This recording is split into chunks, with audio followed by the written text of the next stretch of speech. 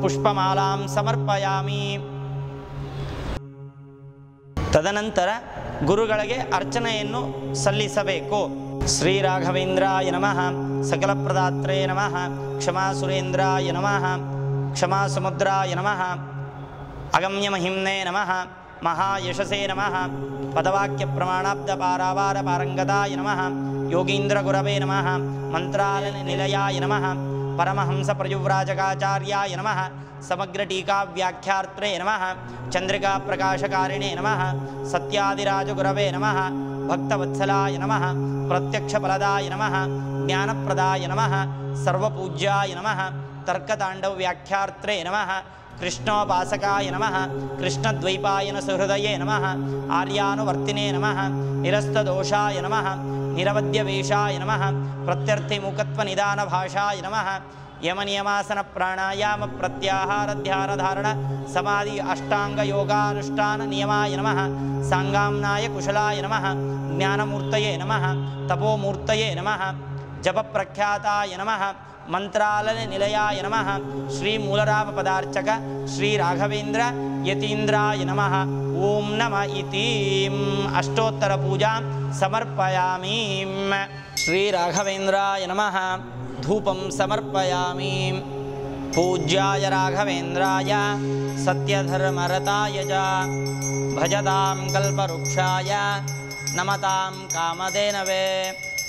ತದನಂತರದಲ್ಲಿ ಗುರುಗಳ ಮುಂದೆ 2 ಘೃತನಂದಾದೀಪವನ್ನು ಸಮರ್ಪಿಸಬೇಕು. ದುರ್ವಾದಿಧ್ವಾಂತರವಯೇ ವೈಷ್ಣವೇಂದೇವರೆಂದವೇ ಶ್ರೀರಾಘವೇಂದ್ರ ಗುರವೇ ನಮೋತ್ಯಂತ ದಯಾಲವೇ.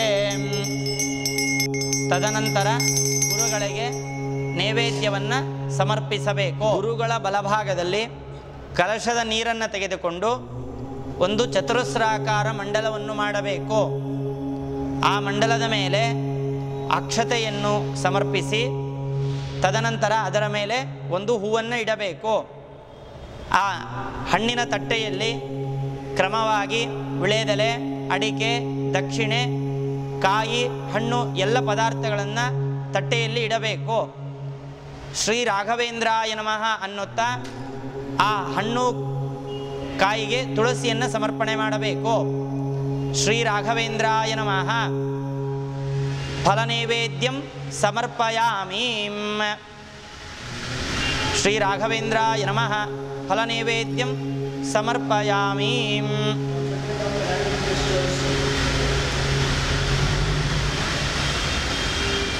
ಮಂಗಳಾರತಿಯನ್ನು ಮಾಡುವಾಗ ಶ್ರೀ ರಾಘವೇಂದ್ರಾಯ ನಮಃ ಅನ್ನುತ್ತಾದರೂ ಮಂಗಳಾರತಿಯನ್ನು ಮಾಡಬಹುದು.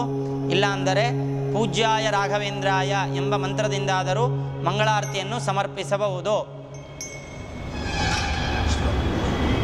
ಪೂಜ್ಯಾಯ ರಾಘವೇಂದ್ರಾಯ ಸತ್ಯಧರ್ಮರತಾಯ ಚ ಭಜತಾಂ ಕಲ್ಪವೃಕ್ಷಾಯ ನಮತಾಂ ಕಾಮಧೇನವೇ ದುರ್ವಾದಿಧ್ವಾಂತರವಯೇ ವೈಷ್ಣವೇಂದೇವರೆಂದವೇ ಶ್ರೀರಾಘವೇಂದ್ರ ಗುರವೇ ನಮೋತ್ಯಂತ ದಯಾಲವೇ ಮಹಾನೀರಾಂಜನಂ ದರ್ಶಯಾಮಿ.